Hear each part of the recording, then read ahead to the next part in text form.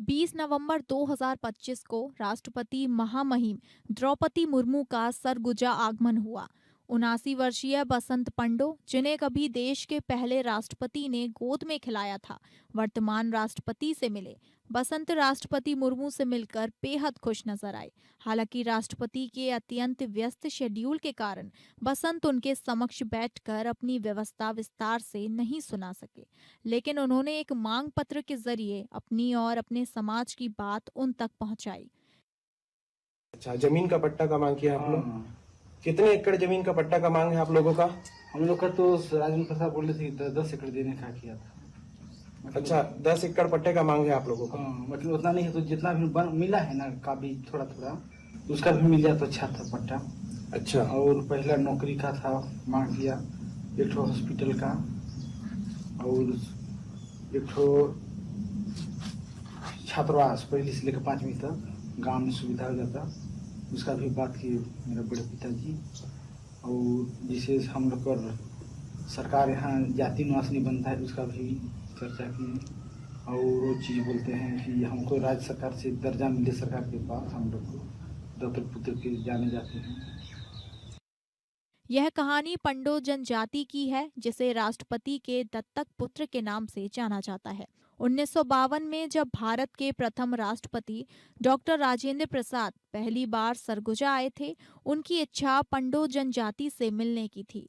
मुलाकात के दौरान डॉक्टर प्रसाद ने पंडो समाज के एक छोटे बच्चे को गोद में उठाया और उसे कपड़े और स्लेट भेंट की। उन्होंने उस बच्चे का नाम बसंत पंडो रखा। डॉक्टर प्रसाद जिस गांव में रुके, वह आज पांडुनगर के नाम से जाना जाता है। जिस घर में उन्होंने विश्राम किया, उसे देश का दूसरा राष्ट्रपति भवन होने का गौरव प्राप्त है।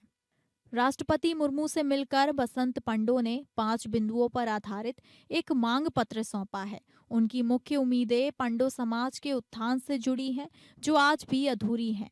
ये मांगे हैं: 79 साल पहले उन्हें 10 एकड़ भूमि देने की बात थी, उस जमीन की मांग। क्षेत्र में बेहतर स्वास्थ्य सुविधाओं के लिए अस्पताल की मांग। आदिवासी बच्चों की शिक्षा के लिए छात्रावास निर्माण की मांग। पंडो समाज से जुड़ी अन्य समस्याएं सुलझाने की मांग।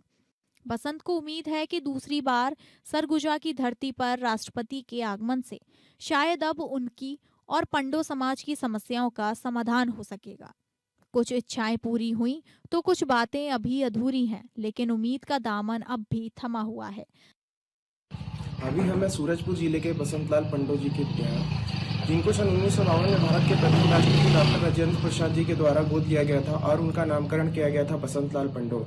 आज 73 वर्ष पूरे हो गए हैं और 73 वर्ष पूरे होने के बाद भी इनके घर की क्या स्थिति है और क्या दुर्दशा है, हम देखने के लिए इनके घर पे आए हुए हैं और इनके परिवार के सदस्यों से इस बारे में जानकारी प्राप्त करेंगे कि सरकार के द्वारा उन्हें क्या आर्थिक मदद मिली या नहीं मिली। और आगे मतलब इस बारे में हम इनसे बात करना चाहेंगे कि कल यहाँ पे सरगुजा जिले में राष्ट्रपति द्रौपदी मुर्मू जी का आगमन हुआ था दूसरी बार, तो हम बसंतलाल पंडो जी से जानना चाहेंगे कि कल उन्होंने उनसे भेंट मुलाकात की और वो अपनी बातों को किस प्रकार से राष्ट्रपति जी के पास रखे और उनसे क्या चर्चा हुई और क्या बात हुई, उनकी आर्थिक स्थिति के लिए और भी जमीनों को लेकर, उनको पट्टा मिलना नहीं मिलना को लेकर, इस संदर्भ में हम उनसे बात करते हैं। सूरजपुर से एपीएन न्यूज के लिए आकाश सिंह की रिपोर्ट।